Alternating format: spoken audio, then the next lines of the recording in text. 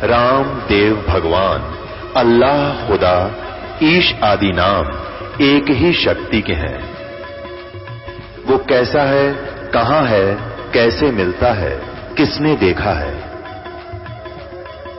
ये प्रश्नवाचक चिन्ह पूर्ण रूप से हटाने के लिए अवश्य सुनिए जगत गुरु तत्वदर्शी संत रामपाल जी महाराज के अमृत वचन, सर्व पवित्र धर्मों के पवित्र शास्त्रों के आधार पर। परमात्मा कहते राम नाम कड़वा लागे मीठे लागे दाम, और दुविधा में दोनों गए माया मिली न राम। वो 5 लाख फिर दे दो भगवान तो सत्संग सुन ले के रखे बला टला करे। तो पुण्यात्माओं ये बातें याद रखने की है, खासकर आपके जगह होगी है प्रमाणों को ध्यान रखने की, और इसको आधार बना के मैक्सिमम समय परमात्मा के चरणों में लगाओ। हम किस लिए माया जोड़ रहे हैं? एक तो अपने आसपास में प्रभुता पाने के लिए, दूसरे लोग दिखावा कोठी बंगले बनाने के लिए, तीसरे विवाह शादी में बच्चों का विवाह करते हैं तब ड्रामाबाजी करने के लिए। ये भक्तों के लक्षण नहीं होते। भक्त इन सभी परंपराओं को त्यागते हैं तभी भक्त बनते हैं। बीड़ी, शराब, मांस, तंबाकू का सेवन नहीं करना, विवाह शादियों में हमने बिल्कुल खर्च नहीं करना। परमात्मा ने संयोग जोड़ रखा होता है, उसी के बनाए संस्कार हैं। हम उसके अंदर और अन्य घुसपैठ करते हैं तो भगवान राजी नहीं होता।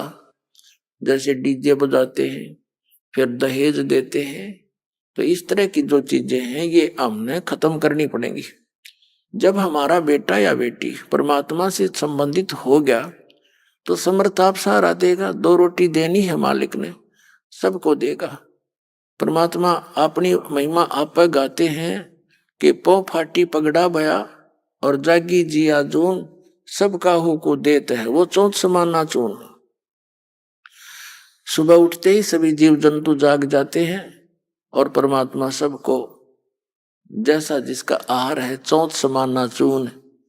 कण कीड़ी मन हाथी को वो प्रतिदिन देता है। कीड़ी को, चींटी को एक कण की आवश्यकता है, हाथी 40 किलो खाता है, तो सब की व्यवस्था उसने कर रखी है। तो इसलिए हम परमात्मा पर आश्रित होंगे तो वो सब कुछ कर सकता है। सतगुरु जो चाहे सो कर ही, 14 कोट दूत जम डर ही, ऊत भूत जम त्रास निवारे और चित्रगुप्त के कागज पाड़े। तो परमात्मा हमें याद दिलाते हैं कि यह संसारिक जो सुख हैं ये भक्तों के काम के नहीं होते। जैसे हम त्योहार मनाते हैं, इनका क्या औचित्य है? इसे गंदे लोक में हम खुशी मनावें या तो अपना टाइम पास करना चाहिए। जैसे एक भक्त मिला, उन्हें दीक्षा ली, उनको जब ये नियम बताए गए ऐसे ऐसे नहीं करना, उसने बताया जी 10 वर्ष हो गए हमने त्योहार नहीं मना लिया। कोई ऐसी दुर्घटना घटती है कोई घर में, चाचे ताऊआ के या रिश्तेदारी में बहन मामा बुआ के, कि हमने 10 वर्ष हो गए कोई त्योहार नहीं मना लिया, तो फिर कहाँ गए वो त्योहार? अब जैसे साधु संत इनसे पहले ही बचकर चलते हैं।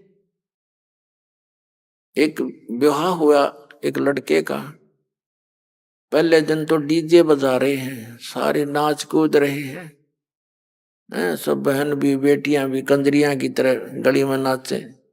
ये कोई जीवन है? ये कौन सी सभ्यता ग्रहण कर ली हमने? प्रथम तो भक्तों का वैसे ही ये काम की नहीं, और आम समाज ने भी ना करनी चाहिए। जो भक्ति से दूर है, बहन बेटियां भी सड़े आम उसमें सड़क पर नाचे, और वो बूढ़े लोग आप भी गेला डूंगे मारे। ये कोई बात हुई? कहाँ गई बुद्धि? मती मारेगी सबकी। अध्यात्म ज्ञान से दूर हो गए। पश्चिमी सभ्यता को हम इन मीडिया के माध्यम से बुराई को ग्रहण करते जा रहे हैं, इसको दूर करना है हमने। ये भक्ता के काम की नहीं, बाकी चाहे कोई कुछ भी करो, बस उनको भी यही प्रार्थना है कि अब बुराई कतिकरण की नहीं है। अगले दिन वो दूल्हा जा रहा था विवाह के लिए, वो दुल्ले वाली कार टकरा गई जिसमें 7-8 व्यक्ति बैठे थे। एक कंटेनर से जा टकराई, 7-8 मर गए। पहले दिन तो नाचे थे, अगले दिन टक्कर मार रहे हैं। बाल पाड़ रही वह बहन बेटियां जो पहले दिन नाचे थी। अपने आत्माओं, इसे गंदे लोक में हम क्या कर रहे हैं? करना क्या चाहिए था? आदरणीय नानक साहिब जी के पास भक्त गए, जैसे आम व्यक्ति जाता है, देखते हैं। उनसे कहा कि भगवान आप बड़े मायूस रहते हैं, आपके चेहरे पर कोई खुशी नहीं नजर आती, क्या कारण है इसका? तब उन्होंने कहा था, ना जाने काल की कर डारे किस विध ढल जा पास आवे, और जिनाते सरते मौत खुड़क दी उन्होंने केड़ा हासावे। अब महापुरुषों की, भक्तों की वो दिव्य दृष्टि काम करने लग जाती है, ज्ञान की अखियां काम करती हैं, उनके ऊपर वो फिर पर्दा नहीं गिरता। उनको ये पता होता है ना जाने कब क्या बिजली गिर जाए इस गंदे लोक में। पोलैंड देश का एक पूरा मंत्रिमंडल एक जहाज में जा रहा था, अभी ये तो पिछले वर्ष की बात है, और वो जा किस लिए रहा था? कोई नेता की मृत्यु होगी थी, उसका शोक व्यक्त करने मुंह कांड जाम थे, और वो एक्सीडेंट हो गया, कोई खराबी आ गई इंजन में। 97 व्यक्ति बताओ, 97 के 97 मर गए, इंक्लूडिंग प्राइम मिनिस्टर वहां का, प्रधानमंत्री भी। अब बता उनकी क्यों क्यों आशाएं थी, क्या क्या इच्छाएं थी? तो पुण्यात्माओं, हमारे ऊपर इस काल की, इस माया का, भांग का घना नशा हो गया। इतने गजब के उदाहरण देखकर भी हमारी बुद्धि काम नहीं करती, डरते नहीं हम इस गंदे लोग से निकलने की चेष्टा भी नहीं करते। तो इस काल की माया की भांग हमने घड़ी पी रखी है। लेकिन इस ज्ञान के सुनने से ये एंटीबायोटिक है, इन्हीं से उतरेगी, या फिर भांग भी इन्हीं से उतरेगी, लगन भी इसी से जागेगी। जैसे हम माया जोड़न की होड़ बना रहे हैं इसको छोड़न की, और बुराई त्यागन की, फिर यहाँ देखा देखी या छूटेगी। इस ज्ञान के आधार से हम पल पल बचेंगे। और भी बहुत से प्रमाण हैं, जैसे यहाँ पीछे आंध्र प्रदेश का एक मुख्यमंत्री हेलीकॉप्टर से जा रहा था, हेलीकॉप्टर क्षतिग्रस्त हो गया, दुर्घटनाग्रस्त हो गया। 3 दिन में सौ पाया था उसका, और आगे माला लिए खड़े थे उसके, भाई यहाँ आएंगे पता नहीं क्या क्या सुख देगा, तुमने क्या सुख देगा, उसकी आप पर क्या हालत होगी। तो हम भगवान को छोड़ के और इन नकली सुख देने वालों के चिपक गए। ये क्या दे सकते हैं जिनका आप पर अस्तित्व नहीं? तो इनसे हटके भगवान पर आस्था बनाओ, परमात्मा देगा। जब हमारा सारा काम ठीक होगा, हमारी रक्षा भी होगी, और परमात्मा ही सब कुछ करा सकता है, और उन्हीं से करवा देगा। तो इसलिए हम मालिक पर विशेष आस्था रखेंगे, तो तभी हम इस भक्ति मार्ग पर आगे बढ़ेंगे। हमें रोज नए चमत्कार होंगे।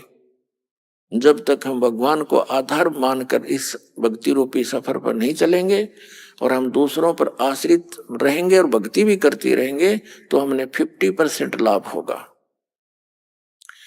100% होगा जब हम पूर्ण विश्वास मालिक पर कर लेंगे। तो फिर देखना, ऐसे पीछे एक और था, कहाँ का, हिमाचल प्रदेश का, किसका था वो मुख्यमंत्री, 7 दिन में लाश पाई थी, हेलीकॉप्टर एक्सीडेंट होकर मर गया था। और कितने बताऊं, बहुत प्रमाण है, ये तो मुख्य से याद है।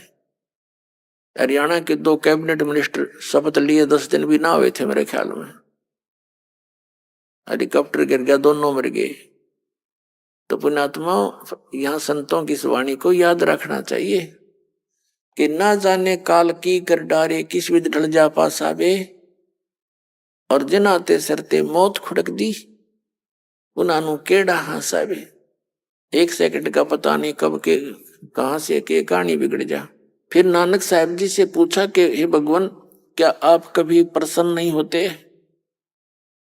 सदा ऐसे ही रहते हो? तब उन्होंने कहा कि साध मिले सड़ साधी होंदी, और बिछड़ जा दिलगिरी वे, अखदे नानक सुनो जहाना मुश्किल हाल फकीरी वे। नानक साहिब जी सत्संग किया करते थे महीने में एक बार। तो कहा करते थे जब ये साध मिले साढ़े शादी होंदी, ये साध संगत जब वापस आ जाती है सत्संग सुनने के लिए तो मेरी खुशी का ठिकाना नहीं रहता। और जब ये बिछुड़ कर जाते हैं मुझे मायूसी छा जाती है कि ये बच्चे भगवान के संसार में जा रहे हैं। और संसार की और भक्तों की मर्यादा, उनके नियमों में दिन और रात का अंतर होता है। और यदि मर्यादा भंग हो जाती है तो परमात्मा का कनेक्शन कट जाता है। मर्यादा भंग होने से भगवान का हाथ उठ जाता है। तो वो कहा करते थे कि ये बच्चे जब वापस आ जाते हैं तो मैं समझता हूं कि काल के दूतों का इनके ऊपर असर बना नहीं, तो मेरी खुशी का ठिकाना नहीं रहता कि भगवान के बच्चे सही मार्ग पर जा रहे हैं। और जब ये जाते हैं मुझे मायूसी इसलिए हो जाती है कि भक्ति इस काल के गंदे लोक में बड़ी कठिन बना दी। लोग भक्ति भी करते हैं, मांस शराब भी पीते खाते हैं, लोग भक्ति भी करते हैं, ड्रामाबाजी साथ भी करते हैं, क्योंकि वो भक्ति है ही नहीं उनके पास। तो यहाँ कहते हैं साध मिले सड़ साधी होंदी वी छड़ दे दिलगिरी वे, अख दे नानक सुनो जहाना मुश्किल हल फकीरी वे। ये हमारी भक्ति, फकीरी माने भक्ति, ये मुश्किल क्यों होगी? क्योंकि हमारी परंपराएं जो भक्ति बाधक वो घनी फैला ली हमने। उन परंपराओं को कम करना है, बिल्कुल सिंपल वे माना पड़ेगा हमने, जब हम सफल हो पाएंगे।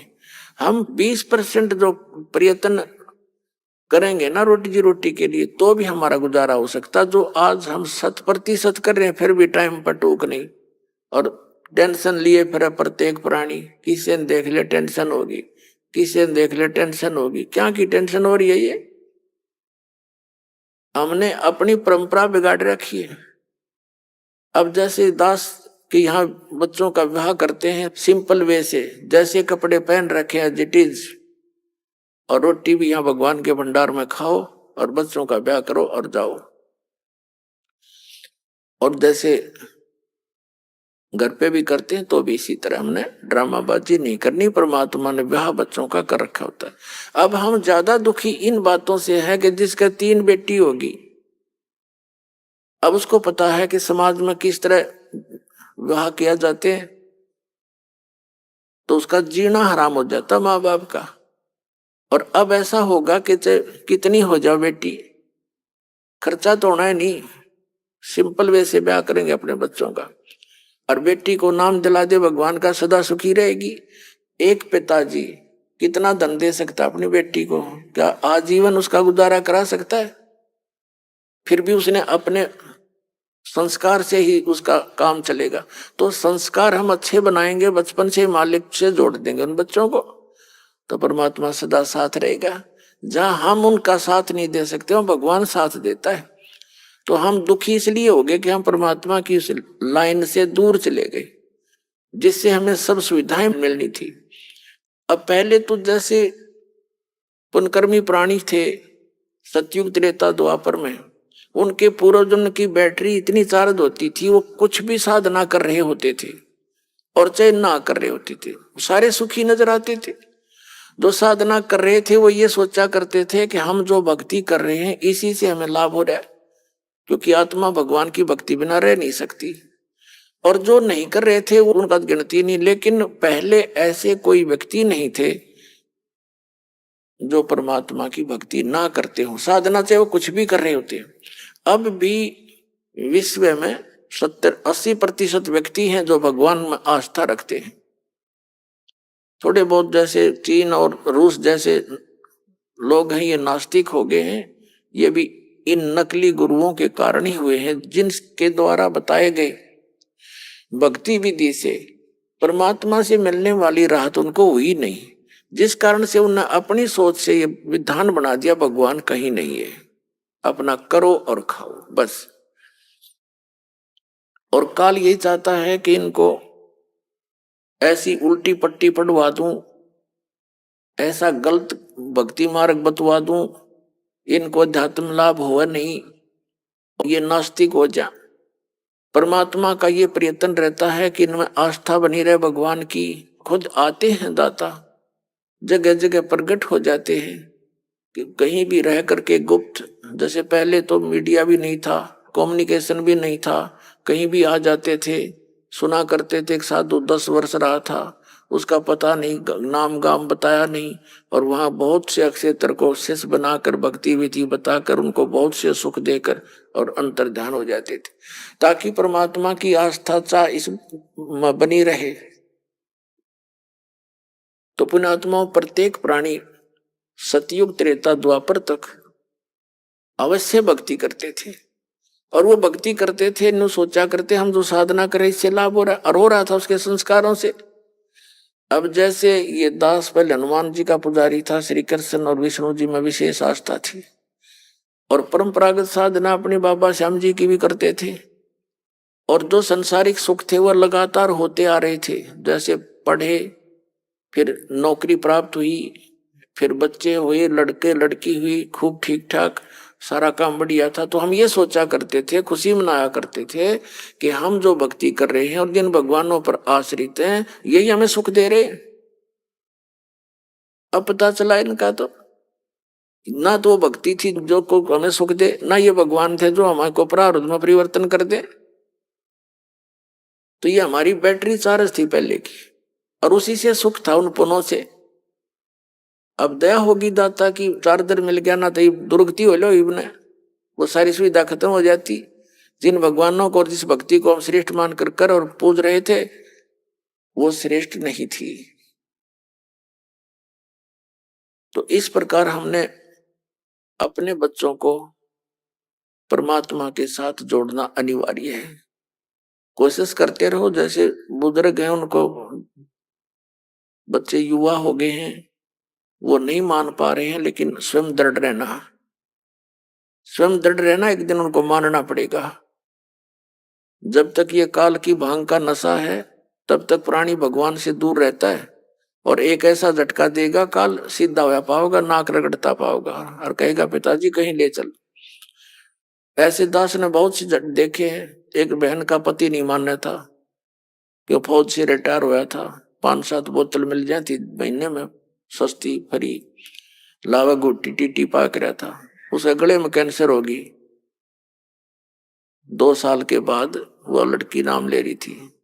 अब सारा धक्के खा लिए, फिर ने बोला कि तले चाली, मैंने ना गाली दिया करता दारू पी के, अकेले रहा है, मैं हूं तेरा भगवान है, गुरु किसने भगवान बना दे, गुरु को क्या जरूरत पड़ेगी, मैं हूं तेरा गुरु। ठीक है, पति पत्नी का नाता अपनी सीमा तक है, गुरु तो एक सेपरेट वस्तु है। तो कहने का भाव ये पुण्यात्मा, परमात्मा से डर जिस प्राणी को नहीं है वो आधा तो उसे दिन मर ले है जिस दिन भगवान से नहीं डरता, और फिर काल का झटका आएगा, फिर उसको उठे को नहीं पूरा हो, तो आखिर में फिर आपके साथ आना पड़ेगा। तो इस प्रकार पूरा विश्व अब परमात्मा के चरणों में आएगा, क्योंकि इन भौतिक सुखों से ऊब चुके हैं लोग। हमने देखा एक बार हम गोवा गए हुए थे सत्संग करने के लिए, सत्संग का भी वहीं पर ऐसा स्थान नियुक्त हो गया जो समुद्र के बिल्कुल निकट था। तो हम उधर घूमने गए तो वहां दूर देश के आए हुए रिच मैन, धनी व्यक्ति उड़े नंगे लौट रहे समुद्र के किनारे ने कहा यहाँ शांति है। हम शांति ढूंढे माया में, और वो माया छोड़ कर शांति ढूंढे और रेत में। देख सारी उल्टी पढ़ाई पढ़ रखी हमने। तो ईब वो कति छक लेंगे इस भौतिक गाने गुने सुनकर, टीवी टावी देख कर, मोबाइल तो भी बोर हो लेंगे, क्योंकि जो आत्मा को चाहिए वह वस्तु मिल नहीं रही। और मन की आदत है, एक वस्तु ने देखेगा चाहेगा 10 दिन में रिजेक्ट कर देगा, और चाहिए। तो ये तो एक मालिक ने बढ़ुआ बताया है कि इसका तो कितांत को नहीं। तो इसकी हर प्रकार से काल की जो डोर को टाइट करने के लिए, इसकी इच्छाओं का नाश करने के लिए तो तत्व ज्ञान की आवश्यकता होती है। जो भक्ति के अंदर सुख है प्राणी को, इस पृथ्वी की किसी वस्तु पर नहीं हो सकता, क्योंकि वो सुख है नहीं, हम सुख मान रहे हैं उनको। कबीर साहब कहते हैं झूठे सुख को सुख कहे ये मान रहा मन मोद, ये सकल चबी ना काल का, कुछ मुख में कुछ गोद।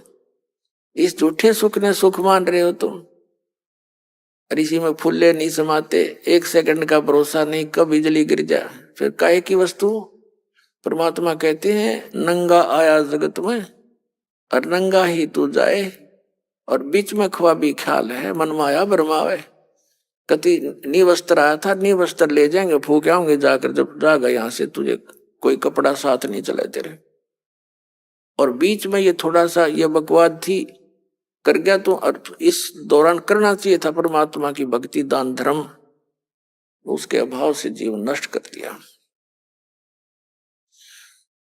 अब यहां परमात्मा कहते हैं यहां सुख नाम की चीज नहीं है, हमने इस दुख को ही सुख मान लिया।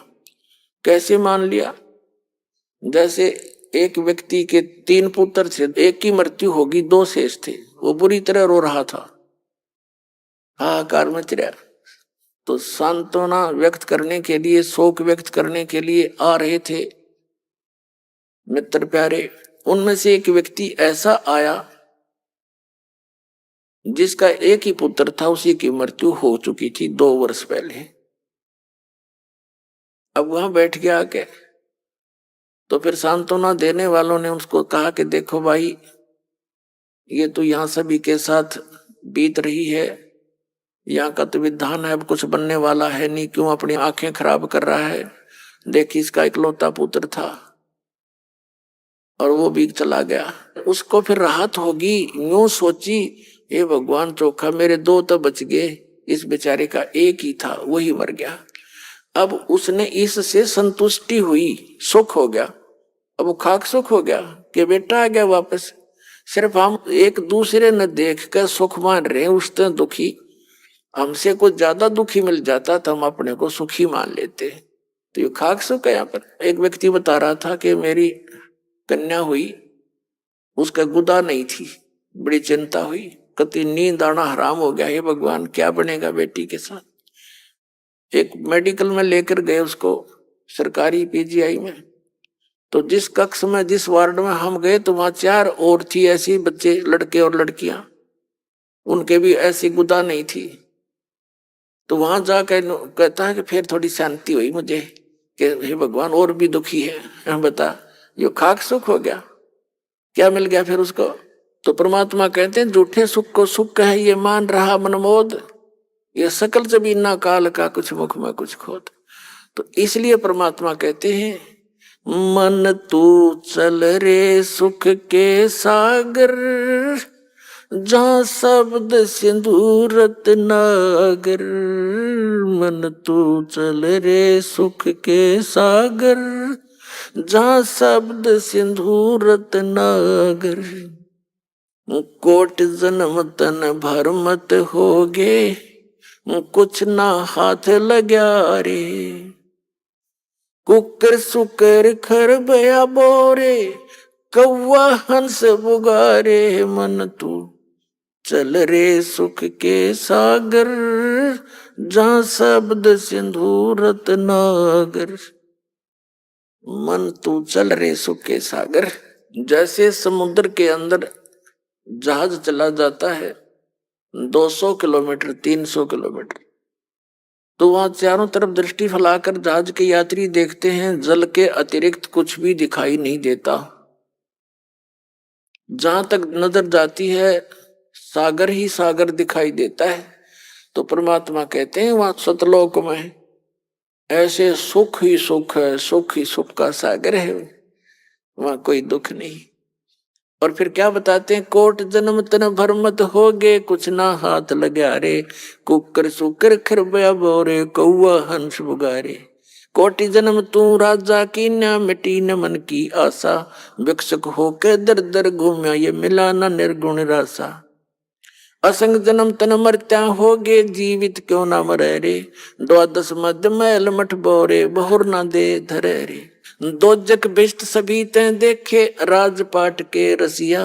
3 लोक से तरपत नाही, ये मन भोगी खसिया। सतगुर मिले तो इच्छा मिटे, पद मिल पदे समाना।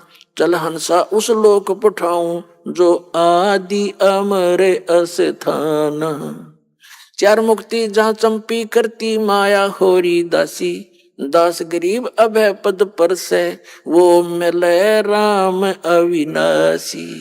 अब क्या बताते हैं, मन तू चल रे सुख के सागर, जहां शब्द सिंधूरत नागर। कहते हैं कोट जन्म तन भ्रमत हो गए और कुछ नहीं हाथ लगा रे, कुकर सुकर खरबा बोरे कौआ हंस बगारे।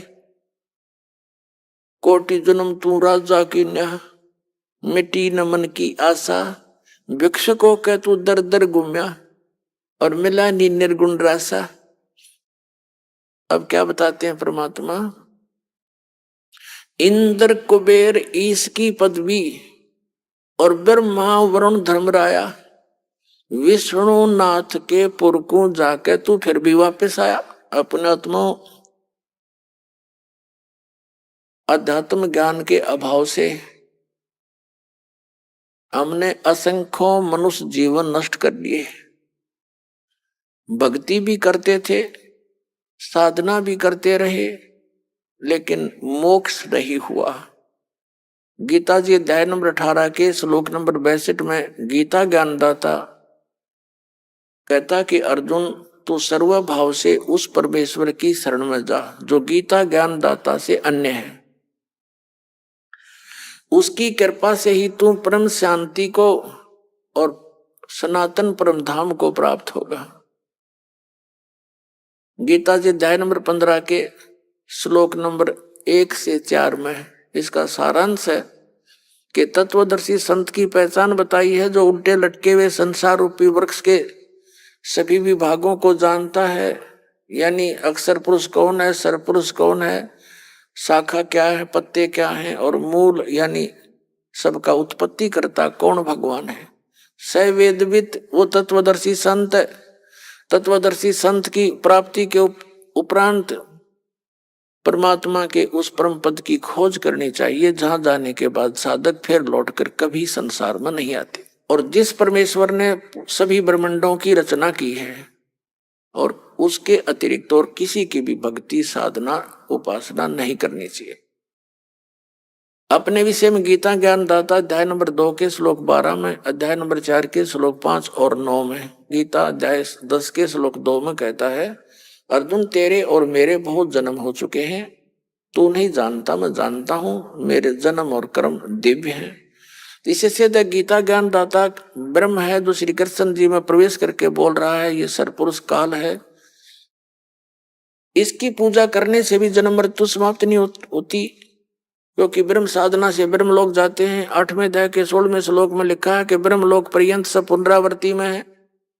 तो गीता ज्ञानदाता की भक्ति करने से भी मोक्ष पूर्ण नहीं होता, वो पद नहीं मिलता जहां जाने के बाद साधक फिर लौटकर कभी नहीं आते।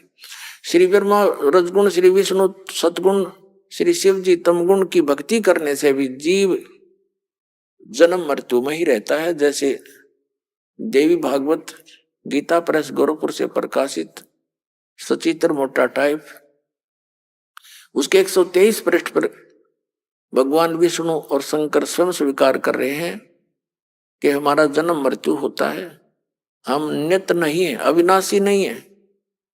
तो इससे सिद्ध हो गया कि इनकी साधना करने वाला भी नाशवान यानी उस स्थान को नहीं प्राप्त कर सकता, जाने के बाद फिर लौट कर नहीं आना पड़ता, और वहीं जाने के बाद वो शांति होगी, सुख होगा, और वो मिले बिना फिर सुख नहीं। यहां तो आप जेल में हो, यहाँ काल की में परमात्मा ने बताया कि 21 ब्रह्मांड काल की एक जेल है।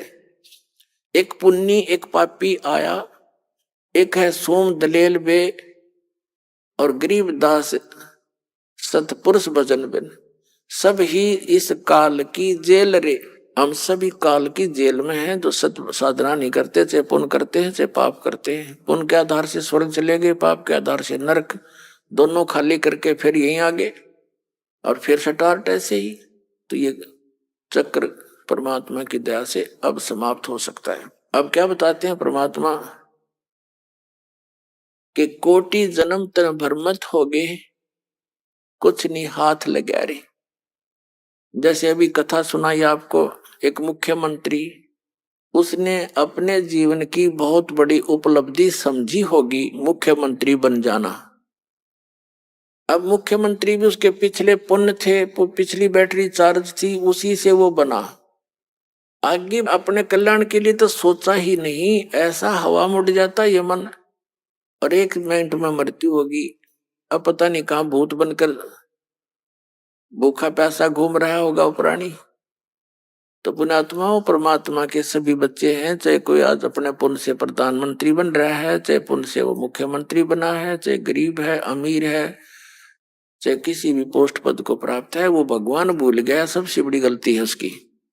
और दास का उद्देश्य है कि इन प्रमाणों को याद दिलाकर, ये इंजेक्शन लगा कर एंटीबायोटिक इसको सचेत कर दूं प्रत्येक प्राणी को जो भगवान की आत्मा काल के द्वारा भ्रमित है, अपना अनमोल जीवन नष्ट कर रहे हैं, ये फिर से सुधर जाए, पेट का गुजारा भी करते रहे। इसमें एक सब्जेक्ट और जोड़ देना चाहिए, भक्ति वाला, और वो भक्ति हो शास्त्र अनुकूल।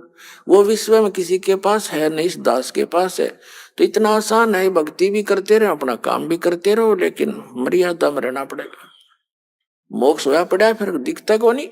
रास्ता ना मिलने से आदमी भटकता रहता है, रास्ता मिला और सीधा चला, लूला लंगड़ा भी पहुंच जाएगा, 2 दिन पीछे पहुंच जाएगा। रास्ता ठीक नहीं मिल रहा, हमारे को मिसगाइड कर रखा, कोई इधर भरमा दिया, कोई इधर भरमा दिया, तो दिशा भ्रष्ट कर दिया हम सबको। परमात्मा के उस अध्यात्म ज्ञान के आधार से अब सबको दिशा ठीक देना चाहता है दास। अब परमात्मा बताते हैं कि कोटि जन्म तन भरमत हो गए, कुछ नहीं हाथ लगा रे। जैसे आदरणीय नानक साहिब जी के पूर्व जन्मों की कथा बताई है। सतयुग में ये पुण्यात्मा राजा अम्बरीश थे, और इतने धार्मिक व्यक्ति थे, ऐसे धार्मिक राजा थे, कहते हैं इनके राज्य में जितना इसका क्षेत्र था, बकरी और शेर एक ही घाट पर पानी पीते थे। यानी उसकी भक्ति की कमाई से प्रत्येक प्राणी में अहिंसा खत्म हो गई थी। और एक बार ये जिसने सिद्ध ऋषि मानते थे दुर्वासा जी ने जाके उनके साथ ज्ञान संवाद किया था, और अपने ज्ञान को उनके ऊपर थोपना चाहा था बाई फोर्स। और राजा अम्बरीश ने पहले तो उनके सामने हाँ भर ली, लेकिन अपनी क्रिया वो कर रहा था वही करता रहा। नेक्स्ट टाइम जब वो आया दुर्वासा को फिर वही क्रिया करते हुए राजा को देखा तो गुस्सा हो गया वो। उसने सुदर्शन चक्कर से शीश काटने के लिए, अम्बरीश को मारने के लिए सुदर्शन चक्कर छोड़ दिया। अब वो सुदर्शन चक्कर राजा अम्बरीश पर अटैक ना करके वापस दुर्वासा की तरफ मुड़ गया उसी को मारने के लिए।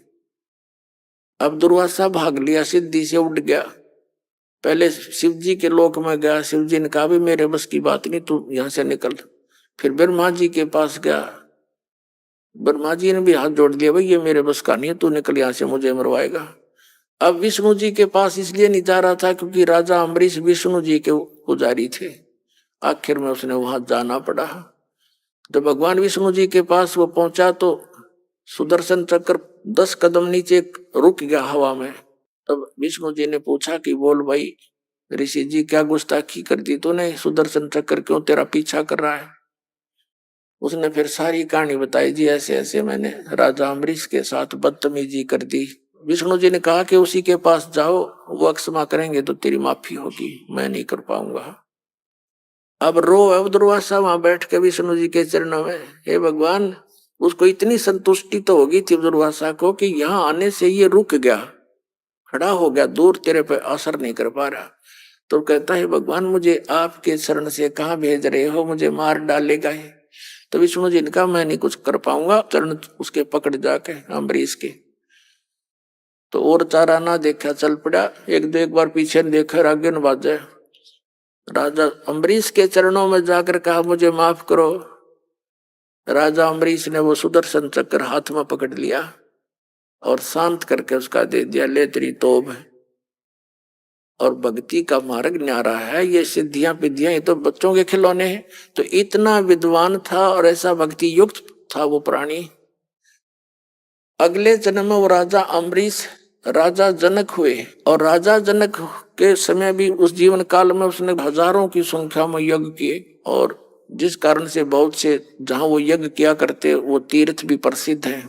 और एक सुखदेव नाम के ऋषि थे, माँ के गर्भ से बैटरी चार्ज थी उसकी पिछले जन्मों की, बाहर आती आकाश में उड़ के चला गया था, पिता माता के मुख भी नहीं देखा था और गुरु धारण नहीं कर रखा था उसने। भगवान विष्णु ने उसको अपने लोक से वापस कर दिया था कि तू निगुरा है, गुरु नहीं है तेरा, गुरु बना। भगवान विष्णु ने कहा था सुखदेव ऋषि को कि राजा जनक को गुरु बनाओ। अब वो बाल ब्रह्मचारी राजा जनक गृहस्थी सुखदेव ऋषि के सामने एक समस्या उत्पन्न होगी थी कि भी मैं तो बाल ब्रह्मचारी और त्यागी और वैरागी सन्यासी एक गृहस्थी को कैसे प्रणाम करूंगा। इस काल ने हमारे कई बंधन बांध रखे हैं ताकि वो भक्ति ना कर ले। मान बड़ाई सबसे बड़ी दुश्मन है इस प्राणी की। कबीर साहब कहते हैं राज तजना सहज है, सहज त्रिया का ने, और मान बड़ाई ईर्षा दुर्लभ तजना ये। अरे इनके तजे बिना भगवान नहीं मिल सकता। कहने का भाव ये है, अंत में उसने राजा जनक से दीक्षा लेनी पड़ी। दास जो आज के सत्संग में जो सिद्ध करना चाहता है कि ऐसी पुण्यात्मा राजा जनक, ऐसा भक्ति युक्त एक सन्यासी ने चरणों में माथा टेका और शेष बनना पड़ा। और फिर वो क्या हुआ, कैसे चलता है ये काल हमारे को। जब पुण्यों से युक्त राजा जनक शरीर छोड़कर विमान में बैठकर जा रहा था, रास्ते में एक नरक था। उस नरक के अंदर 12 करोड़ आत्माएं उसमें अपना दुख भोग रही थी, हाहाकार मचा था। अब संत साधु दयालु होते हैं। राजा जनक ने उन पायलटों से कहा कि विमान रोको, ये रोने की आवाज कहाँ से आ रही है, पता करो। तो उन्होंने बताया कि जी यहाँ एक नरक है, इस नरक में अपने पापों का भोग भोग रही हैं सभी आत्माएं। तो राजा जनक ने कहा कि इनको छोड़ दो, इनका दुख मेरे से देखा नहीं जाता। तो पार्षदों ने जो साथ आए हुए थे भगवान के दूत, उन्होंने कहा कि नहीं राजा, यहाँ आपका हुक्म नहीं चलता, यहाँ तो धर्मराज के आदेश से सब कुछ होता है। तो उन्होंने कहा कि धर्मराज से मेरी बात कराओ, अन्यथा मुझे भी यहीं छोड़ दो। ये सारी समस्या धर्मराज के पास फोन किया उन्होंने। धर्मराज ने कहा कि राजन आप आ जाओ, इनका अपना कर्म इनके भोगना ही पड़ता है, तो जैसा कर्म प्राणी करता है उसको भोगना पड़ेगा, आप अपने स्वर्ग में जाओ। राजा जनक ने कहा कि नहीं, या तो इन सबको छोड़ दो, ना मुझे भी इसी में डाल दो, मैं नहीं जा सकता आगे। अब धर्मराज आ गया वहां पर। उसने एक विकल्प रखा कि राजन एक विकल्प है इसका, आप अपने पुण्य इनको दान कर दो, संकल्प कर दो, फिर हम इनको निकाल देंगे इस नरक से। तो राजा जनक ने अपने 50% पुण्य उनके निमित्त कर दिए। अब वहां से वह सभी आत्माएं निकाल दी और स्वर्ग में राजा जनक के साथ भेज दी।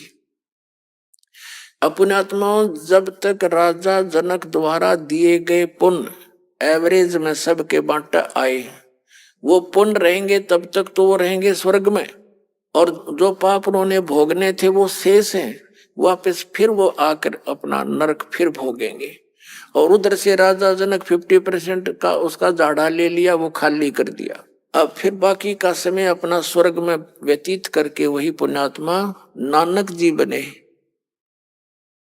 श्री नानक देव जी सिख धर्म के प्रवर्तक पहले राजा बने, राजा अम्बरीश, राजा जनक, सैकड़ों लाखों नौकर सैनिक उनके नौकर होते थे।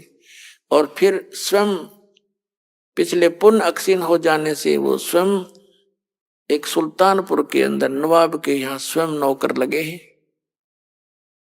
अब देखो परमात्मा की फिर रजा, जो जन मेरी शरण है ताका हूं मैं दासे, गेल गेल लाग्या फिरूं जब तक धरती आकाशे। अब जैसे सतयुग त्रेता द्वापर में ये प्राणी तकरीबन आस्था मालिक में रखते हैं, गणे से दुखी ना होते हैं, और कलयुग में पाछे फिर इनकी सारी पुण्य पिछले तकरीबन समाप्त हो लेते हैं, और जो साधना ये करेंगे उनसे आगे बेनिफिट होना नहीं, क्योंकि वो शास्त्र विरुद्ध है। तो परमात्मा ने उस समय इसलिए सिलेक्ट किया था कि इस समय सबकी बुद्धि ठिकाना आ जाएगी और ज्ञान समझ लेंगे, और मैं जो मार्ग बताऊंगा उससे इनको सुख मिलेगा जो भगवान से मिला करता है, तो मुझे आसानी से पहचान लेंगे। तो नानक साहब जी को परमात्मा के स्वयं मिले बेई नदी पर, और सचखंड लेकर गए, वहां की सारी व्यवस्था दिखाई, तो वापस छोड़ा। उसी दिन से नौकरी भी त्याग दी। ऐसी लगन लगी उस मालिक की। और फिर ये बता के मैं काशी में आया हुआ, धानक रूप में, जुलाहे रूप में वहां रहता हूँ, आ जाना। जब वहां जाकर दे काशी में जुलाहे धानक के रूप में क्रिया करते हुए उसी परमात्मा को, जिसको सतलोक में देखा था, तब कहा था फाई सूरत मुलुकी वेश ए ठगवाड़ा ठगी देश करा सियाना बोता भारी लोगों धानक रूप रहा करता। ये बैठा भगवान, ये बैठा परमात्मा। हाँ, फिर उसकी कोई नहीं माने, क्योंकि वहां जुलाहों की कॉलोनी में सब इकट्ठे हो गए और कहे देख पंजाब का व्यक्ति पागल हो गया, नीरू के बेटे को भगवान बतावे। फिर परमेश्वर ने कहा कि भक्त अब कोई फायदा नहीं इनको कुछ कहने सुनने का, आप अपनी भक्ति करो। 12 वर्ष तक नानक साहब जी डंडोरा पीटते रहे, देश प्रदेश में जा जाकर ऋषि महर्षियों के साथ उन्होंने उनके छक्के छुड़ा दिए ज्ञान के आधार थे, लेकिन वो ढीठ माने नहीं और ना जनता को मानने दिया। उस समय नानक साहब के बहुत कम शिष्य थे, बाद में फिर धीरे धीरे उनकी कृपा होती रही। ये सिख समाज एक बहुत विस्तार के साथ हो गया। 600 वर्ष के अंदर ये सारा कुछ इतना प्रफुल्लित हुआ। तो परमात्मा अब इसी प्रकार हमें याद दिलाते हैं, कोट जन्म तन भरमत हो गए कुछ नहीं हाथ लगा रे, अब कुकर सुकर खर रे कौआ हंस बगारे। अब इसी कंसेप्ट को क्लियर करने के लिए पुण्यात्मा आपको एक प्रमाण दिखाते हैं। ये जिस पुण्यात्मा की भांग उतर गई होगी इस ज्ञान के सुनंत है, ये भी इतनी देर का जो सत्संग आपको किया गया है, इस आत्मा के ऊपर चोट लगाई है ताकि यू होश में आ जा, थोड़ा इस ज्ञान को सुन ले। और जब तक ये थोड़ी सी नशा नहीं उतरता, इतनी सतर्क नहीं होती, और यहाँ बैठा बैठा भी इधर उधर के तगड़म बगड़म लगाए रहता है, वहां नो करना था, वहां ऐसे करना था, पता नहीं क्या हो रहा होगा। तो यहाँ इस ज्ञान से वो खत्म होंगे पहले तो, जो मन भ्रमित करता है। अब ये ज्ञान अंदर समाएगा, आपके अंदर जाएगा तो तभी तो ये अपना काम करेगा। अब आपको एक ऐसा इतिहास दिखाते हैं, आपका कलेजा हिल जाएगा। जो साधनाएं तो आप कर ही नहीं रहे हो, जो इन महापुरुषों ने साधनाएं की उसके बाद इनकी ये ब्रह्मटी हुई। और अब कलयुग में तो वो भक्ति भी को नहीं जो वेदों अनुसार हुआ करती थी। तो आज के जो मार्गदर्शक हैं वो बिल्कुल ज्ञानहीन और भक्तिहीन प्राणी हैं, उनके पास कोई भक्ति नहीं ना कोई ज्ञान है। तो उनके बताए मार्ग से जो साधना करें, अपना जीवन नाश करें। आपको दिखाते हैं एक महावीर जैन की कथा। ये महावीर जैन जी जो जैनियों का 24 में तीर्थंकर माने जाते हैं, ये कौन थे और जैन धर्म के प्रवर्तक कौन थे? श्री ऋषभ देव जी, वो प्रथम तीर्थंकर हैं, उनको आदिनाथ भी कहते हैं। ऋषभ देव के पोते थे मारीची, भरत के पुत्र राजा थे ऋषभ देव जी। इनको परमात्मा मिले थे स्वयं जाकर के, जैसा वेदों में विधान है कि वो परमात्मा सतलोक से चलकर आता है, अपनी अच्छी आत्माओं को मिलता है, अपने रूप को सरल कर लेता है, क्योंकि वहां तो बहुत तेजों में रूप है मालिक का, मनुष्य सदृश है। तो इसी अपने लीला अनुसार ऋषभ देव को मिले थे। ऋषभ देव जी को ज्ञान कराया, सत्संग सुनाया। ऋषभ देव जी प्रेरित हो गए, भगवान के लिए तड़फ गए एकदम, क्योंकि पिछले संस्कार प्रबल थे। लेकिन परमात्मा की बात को स्वीकार ना करके अन्य ऋषियों से जो ज्ञान वो परंपरागत सुना करते, उसी के आधार से घर से निकल गए अपने बच्चों को राज दे करके। और वैसे ही लोकवेद के आधार से 1 वर्ष तक तो वो निराहार रहे, यानी बगैर कुछ खाए पिए। फिर 1000 वर्ष तक तप किया, घोर तप किया। और फिर जब साधना संपूर्ण की तो प्रथम धर्म देशना कहते हैं दीक्षा। तो प्रथम दीक्षा अपने पोते भरत के पुत्र मारीची को दी। और वही मारीची आगे चल के 24 में तीर्थंकर महावीर जैन हुए। तो जो ऋषभ देव जी जैसी साधना करते थे, कुछ वेदों का आधार था, ओम नाम था, हठ योग ये काल की प्रेरणा थी, उसकी करने वाले प्राणी पर भी कितने कष्ट आए। इंद्र कुबेर ईश की पदवी, ब्रह्मा वरुण धर्मराया, विष्णुनाथ के पुर को जाके तो फिर भी वापस आया। अब देखो, आओ जैन धर्म को जाने एक पुस्तक है, ये इन जैनियों के द्वारा ही लिखी गई है।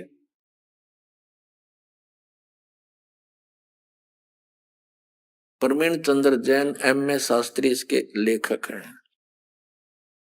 आओ जैन धर्म को जाने, ये है लिखेंगे प्रवीण चंद्र जैन M.A. शास्त्री, जम्बूदीप हस्तिनापुर।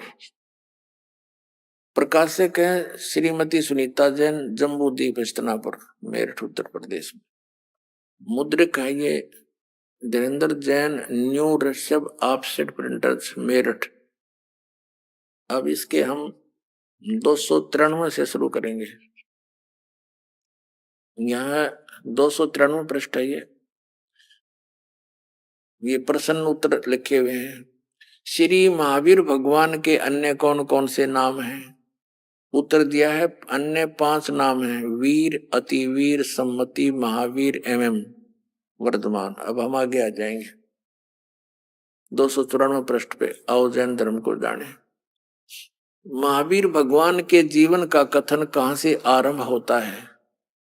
उत्तर पूर्वा नामक भील की पर्याय से, यानी मारीची से पहले ये एक पूर्वा नामक भील था। पूर्वा भील कौन था? उसने क्या किया?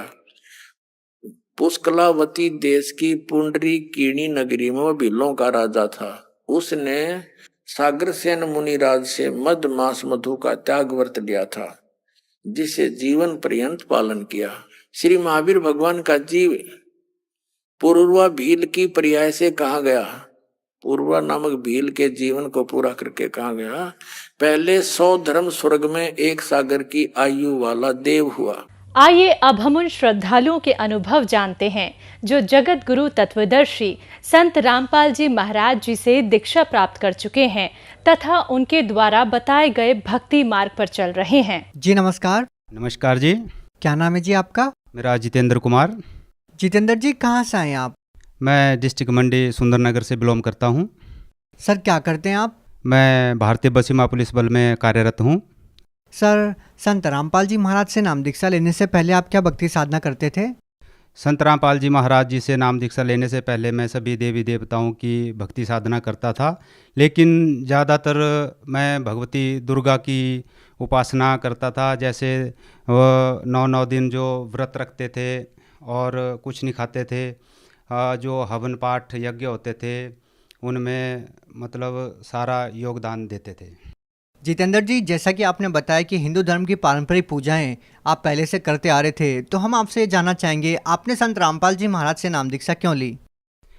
सर जी, संत रामपाल जी महाराज की शरण में आने का मेरा मुख्य कारण यही है कि इन भक्ति साधनाओं को करते करते भी मन में शांति नहीं थी। घर में कलश चला रहता था, मेरी और पत्नी की आपस में बनती नहीं थी। छोटी छोटी बातों में हम दोनों का झगड़ा होता रहता था। तो मतलब ऐसे दुखी था। मैं फौज में भी था, लेकिन फिर भी इतना परेशान रहता था जिसकी मैं आपको क्या बता सकता हूँ। जितेंद्र जी, संत रामपाल जी महाराज से नाम दीक्षा लेने के बाद आपके जो घर का गृह क्लेश था, आपके जीवन की जो परेशानियां थी, क्या वो दूर हुई? बिल्कुल सर जी, सारी परेशानियां परमात्मा बंदी छोड़ने ठीक कर दी। ऐसी ऐसी परेशानियां थी। मेरी पत्नी को भूत प्रेत बाधा थी, जिससे वो परेशान रहती थी, उसकी परेशानी भी ठीक हुई। और पंडितों ने हमको ये बता रखा था कि आपका बेटा नहीं होगा। संत रामपाल जी महाराज ऐसे ऐसे चमत्कार कर देते हैं कि जो पंडितों ने मेरे को बताया था कि आपका बेटा नहीं होगा, आज मेरा 4 महीने का बेटा है। ऐसे ऐसे चमत्कार किए। संत रामपाल जी महाराज जी से नाम दीक्षा लेने के बाद सबसे बड़ा लाभ तो ऐसा हुआ कि मेरा मतलब मेरे को जीवन दान मिला। मेरी जैसे मैंने मकान बनाया था, तो मकान बनाने के बाद जो है मैं दरवाजे और खिड़कियां का लगवानी थी। मैंने बाथरूम में मतलब एल्यूमिनियम का दरवाज़ा, तो मैं दुकान में गया था तो वहाँ पे ऊपर एक लेबर वाला काम कर रहा था, जिस दुकान में मैं सामान खरीद रहा था। ऊपर से उसने जो एल्यूमिनियम का बड़ा सा एंगल होता है उससे वो गिर गया नीचे, और नीचे मैं खड़ा था, मेरी पत्नी खड़ी थी, मेरा बेटी खड़ी थी। तो जैसे ही वो गिरा, पहले मेरे सिर पे गिरा, उसके बाद मेरे कंधे पे गिरा, उसके बाद मेरी पत्नी के कंधे पे गिरा। तो मैं पत्नी को पूछ रहा हूँ, भी तेरे को लगी तो नहीं? बोले नहीं मेरे को तो लगी नहीं, पर आपको सर पे गिरा भी, आपको तो नहीं लगी? तो मेरे को मतलब ऐसा लगा जैसे छोटी सी चिंटी काटती है वैसे लगा। मतलब नहीं मेरे को भी नहीं लगी है, कुछ नहीं हुआ है। तो मैंने जैसे ही वो जो मैंने फ्रेम लेनी थी दरवाजे को लगाने के लिए, तो मैंने उसको बताया भाई ये, तो तब तक मिसिज ने पीछे से देखा, बोले आपके तो पीछे से बहुत ब्लड निकल रहा है। मैं बोले कैसा ब्लड निकल रहा है भाई? आगे मैंने जैसे ही हाथ लगाया तो पूरा खून में खून निकला, और मैंने ज़ोर से ऐसे पकड़ लिया हाथ को। मैं बोला भाई ये तो बहुत ज़्यादा चोट लग गई। और मैं हॉस्पिटल में गया। हॉस्पिटल में मतलब उसी भाई को बोला, मैंने बोला भाई बाइक स्टार्ट करो, आपके पास कोई गाड़ी? क्योंकि उस टाइम मेरे पास कोई गाड़ी नहीं थी। तो वो उसने अपनी बाइक में बैठा के, पीछे एक लड़का और बैठा के मेरे को वहाँ पे ले गया हॉस्पिटल में। हॉस्पिटल में जैसे ही मैंने, उसने स्टिचिंग लगाना, भाई आपको कोई भी उसका इंजेक्शन है? मैंने कोई बात नहीं, आप करो उसमें। जैसे ही उसने बाल बुल काटे और स्टिचिंग वगैरह की, तो 5 स्टिच लगे सर जी मेरे सर पे। तो उसने बोला मेरे को भी आप तो बिल्कुल ठीक है ना, आपको चक्कर आया ना कुछ आया? मतलब मन में उसको तो क्या बताना था मैंने, लेकिन मन में सोचूं कि आज मेरी मौत थी, लेकिन संत रामपाल जी महाराज ने आज मुझे एक नया जीवन दान दिया। और एक लाभ ये था कि मैं बहुत नशा करता था। मतलब मेरी पत्नी कहती थी कि आप ये नशा छोड़ दो। मैं बीड़ी भी पीता था, और वैसे चुपके से पीता था। उसमें भांग भी पी लेता था, कभी कभी खैनी खाता था, जर्दा भी खाता था। तो जगत गुरु संत रामपाल जी महाराज जी से बताई हुई दीक्षा के अनुसार जो भक्ति साधना बताई, और उसके अनुसार मैंने बीड़ी पीना सब कुछ छोड़ दिया। मतलब दिल ही नहीं किया नाम दीक्षा लेने। जैसे मैं जो नामदान सेंटर होता है उसमें नाम दीक्षा लेने के लिए गया, तो पहले मुझको तो बोल दिया कि अपना जो आपके पास जितना भी नशे का सामान है उसको बाहर ही रख दो, क्योंकि अंदर नहीं लेके जाना पड़ता है। तो मैं जैसे ही अंदर गया, तो उसके बाद जैसे नाम दीक्षा ली, तो मेरी आत्मा में ऐसा निर्मल आत्मा हो गई मेरी, जैसे पता नहीं कितना बोझ मेरे शरीर से बाहर निकल गया। और सर जी जैसे मतलब एक शांति की फीलिंग आती है। जैसे हम कहीं मंदिर में जाते हैं, कहीं जाते हैं तो एक शांति ढूंढने के लिए जाते हैं। उस शांति को ढूंढने के लिए मैंने 10-15 साल बर्बाद कर दिए। अपने मंदिरों में जाता था, लेकिन शांति का कोई नाम था, घर में कलह क्लेश ही रहता था। और उसी दिन संत रामपाल जी महाराज जी से नाम दीक्षा लेके मन में इतनी शांति हुई, इतना ऐसा लगा जैसे पता नहीं आत्मा से कुछ ऐसा, शरीर से ऐसा निकला कुछ, जैसे पता नहीं बिल्कुल आत्मा ही बिल्कुल निर्मल हो गई। बस कुछ मतलब शांति आ गई। ऐसे नशे का तो नामो निशान, मतलब आज तक मैंने कभी सोचा भी नहीं कि मैं इस चीज़ को करूँगा। चाहे मेरे सामने इधर उधर कोई फौज में होता है, कई बार इधर उधर बैठे होते हैं, कोई दारू पी रहा है, कोई बीड़ी पी रहा है, या कोई कुछ कर रहा है, तो मतलब परमात्मा की दया से आज तक कभी दिल ही नहीं किया इस चीज़ को करने के लिए। जितेंद्र जी, जैसा कि आपने बताया कि पहले जो आप नशा करते थे वो नशा आप चाहकर भी नहीं छोड़ पा रहे थे, तो सर आपके जीवन में ऐसा क्या परिवर्तन आया कि आपने संत रामपाल जी महाराज से नाम दीक्षा लेते ही नशा छोड़ दिया? ऐसा क्या होता है कि जो भी संत रामपाल जी महाराज से नाम दीक्षा लेता है वो तुरंत नशा छोड़ देता है? क्या संत रामपाल जी महाराज आप लोगों को नशा छुड़वाने के लिए कोई दवाई या जड़ी बूटी देते हैं जिसको लेने के बाद आप लोग नशा छोड़ देते हैं?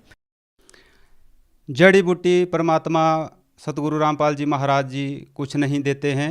सिर्फ हमें शास्त्रों, वेद शास्त्रों के अनुसार भक्ति बताते हैं।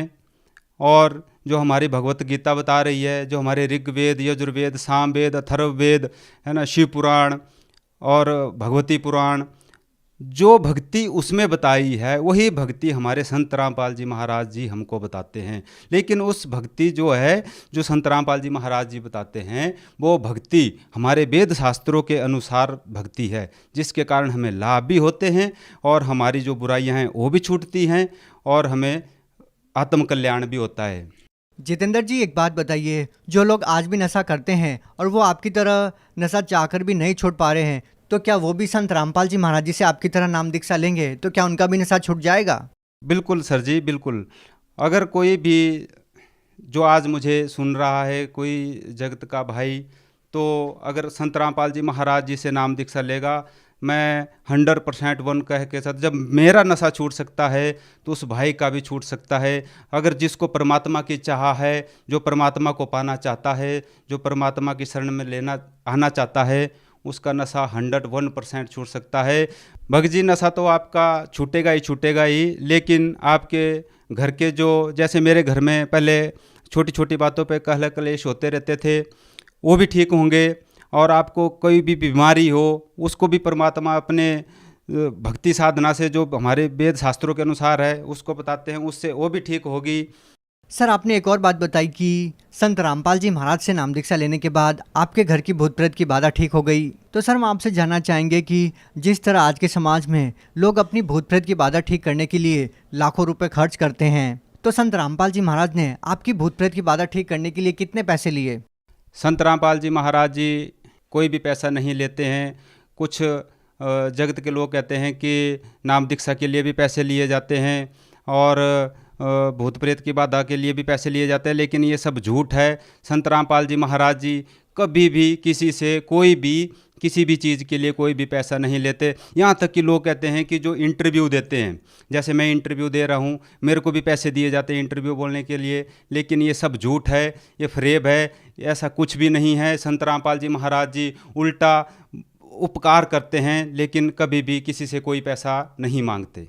सर, संत रामपाल जी महाराज ने आपकी पत्नी की भूत प्रेत की बाधा ठीक करने के लिए आप लोगों को कोई तंत्र विद्या या कोई क्रियाक्रम बताया, जिसको करने के बाद आपकी पत्नी की भूत प्रेत की बाधा ठीक हो गई? संत रामपाल जी महाराज जी ने हमें कोई भी क्रियाक्रम, कोई भी कर्मकांड ऐसा कुछ भी नहीं बताया था जिससे मेरी पत्नी की भूत बाधा ठीक हुई। संत रामपाल जी महाराज की शरण में जाने से ही स्वतः मेरी पत्नी की भूत प्रेत बाधा अपने आप ठीक हो गई है। वो आप कहते हैं कि वो संत हैं, वो गुरु हैं, लेकिन वो तो पूर्ण परमात्मा के रूप में इस संसार में आए हुए हैं, लेकिन हम प्राणियों को वो आम आदमी दिखते हैं, लेकिन वो पूर्ण परमात्मा के रूप में इस संसार में आए हुए हैं। और जो भी उनकी शरण में जाता है, उनकी सारी समस्याएं पूर्ण परमात्मा संत रामपाल जी महाराज अपने आप ठीक कर देते हैं। सिर्फ मात्र नाम दीक्षा लेने से ही और मर्यादा भक्ति करने से परमात्मा बंदी छोड़ सतगुरु रामपाल जी महाराज सब ठीक कर देते हैं। सर, जो लोग आज भी भूत प्रेत की बाधाओं से परेशान हैं, उन लोगों को आप क्या कहना चाहेंगे, क्या संदेश देना चाहेंगे? मैं तो उन लोगों को बस यही संदेश देना चाहता हूँ कि इन बाबाओं के चक्करों में, इन जो तांत्रिक आते हैं, इन चक्कर में मत पड़ें और परमात्मा बंदी छोड़ सतगुरु रामपाल जी महाराज से नाम दीक्षा लें और अपने पैसे भी बचाएं और अपना जीवन को एक बहुत ही मतलब अच्छा जीवन व्यापन करने के लिए परमात्मा की शरण में आए और नाम दीक्षा लें। और भूत प्रेत क्या मतलब हर एक चीज़ से आपको शांति मिलेगी और आपका कल्याण होगा। अगर कोई व्यक्ति संत रामपाल जी महाराज से नाम दीक्षा लेना चाहता है तो उनसे नाम दीक्षा कैसे ले सकता है? संत रामपाल जी महाराज जी से नाम दीक्षा लेना आज के लिए बहुत ही आसान है। हर एक सोशल मीडिया प्लेटफॉर्म में, चाहे फेसबुक हो, ट्विटर हो, इंस्टाग्राम हो, हर एक इसमें उनके सत्संग आते हैं, टीवी चैनलों में आते हैं।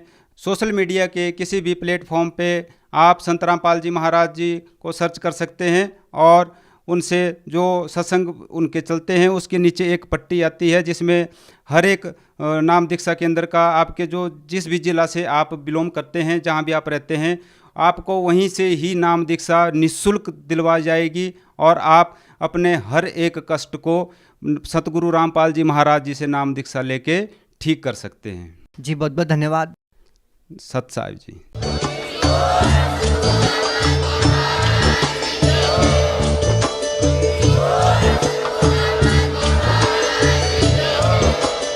आप सुन रहे थे जगत गुरु तत्वदर्शी संत रामपाल जी महाराज जी के मंगल प्रवचन। अधिक जानकारी के लिए विजिट कीजिए हमारी वेबसाइट www.jagatgururampalji.org। संत रामपाल जी महाराज जी के शुभ आशीर्वाद से पूरे विश्व भर में 500 से भी ज्यादा नाम दीक्षा केंद्र हैं, जिन पर संत रामपाल जी महाराज जी द्वारा ऑनलाइन निःशुल्क नाम दीक्षा दी जा रही है। अपने नजदीकी नाम दीक्षा केंद्र का पता करने के लिए संपर्क करें 8222880541।